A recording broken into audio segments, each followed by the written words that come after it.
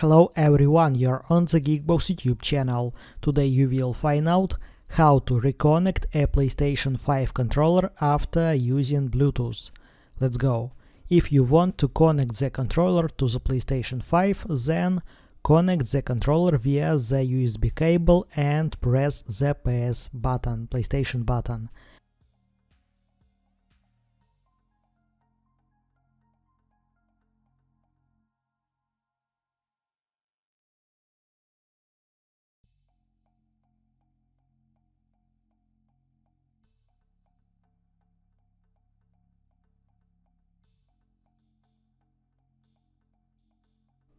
That's it.